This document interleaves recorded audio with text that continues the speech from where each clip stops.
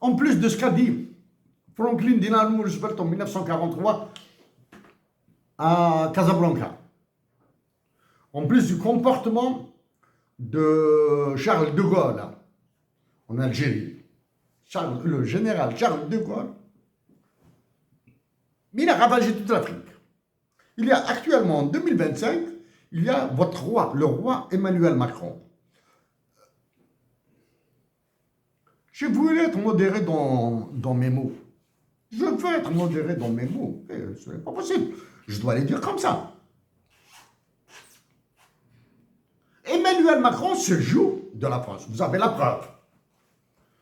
Il dissout l'Assemblée, il nomme des premiers ministres, des premiers ministres démissionnent, des gouvernements sortent, il remet un autre, etc., etc. Tellement il est mégalomane et intelligent. Son intelligence dépasse toutes ces conneries-là, de Mélenchon and co. Dépasse son intelligence. Emmanuel Macron, je l'ai dit depuis 2017-2018, au moins 2019, il ira vers un troisième mandat. D'accord? Je le répète maintenant. Il a réussi à lancer l'américanisation de la France. Il l'a lancé, ça y est. On dit qu'il est pris par les milliardaires, etc. Non. Un mégalomane comme Emmanuel Macron et une personne aussi intelligente qu'Emmanuel Macron n'est jamais sous le contrôle de milliardaires. Là. C'est lui qui le contrôle. Ils peuvent lui créer des nuisances. Il a une petite nuisance assez sérieuse, celle-ci. Cette histoire de sa vie privée aux États-Unis d'Amérique, ça, c'est une grosse petite de la part d'Emmanuel Macron. Là. Il aurait dû supporter, c'est pas grave. Il a supporté plus que ça après. Omar Hilal, vous comptez sur Emmanuel Macron? Emmanuel Macron est en train de changer.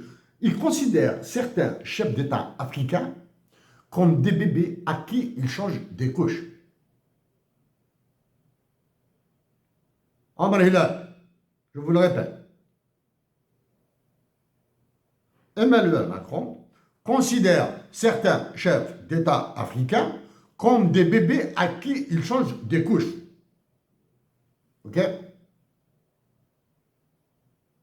Chaque fois qu'ils font leurs besoins, ils leur disent n'aie pas peur, je vais demander à une boniche de vous changer, à une nounou, je ne sais pas quoi, là, de vous changer vos couches.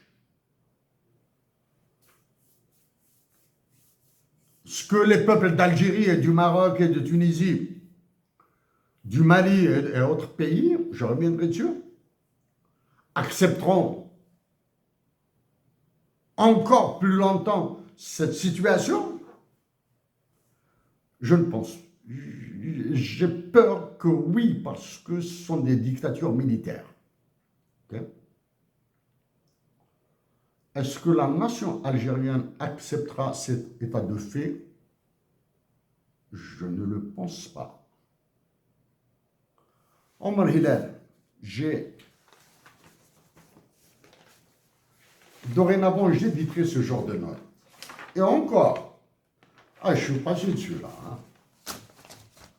Si vous revenez encore, je reviendrai. Omar Hilal, maintenant, solution.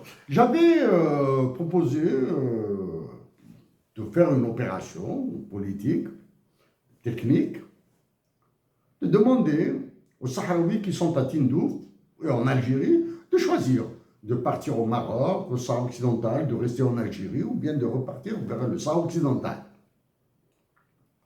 Ça, c'est une grosse opération dans laquelle, qui doit être pilotée par l'Organisation des Nations Unies avec le HCR, le Haut Commissariat aux réfugiés et toutes les mécaniques là. Hein, toutes les mécaniques là. Je n'ai pas le temps de vous parler de ces mécaniques de DDR. Okay? De peacemaking, de peace building, de peacekeeping. Je n'ai pas le temps de vous parler de tout ça. Hein? Oui, vous l'avez dit. Vous avez dit que le Maroc est prêt à accueillir, on va encourager le retour à la mère patrie des Sahraouis qui souffrent à Tindouf, etc., etc. Toutes les conneries que vous avez débutées. Est-ce que cette proposition a été faite par l'Assemblée générale des Nations unies? Non. Est-ce que cette proposition de solution a été faite par le Conseil de sécurité de l'ONU? Non. Les deux réponses sont non et non. Ok? Qui a fait cette proposition? C'est un Algérien. C'est moi.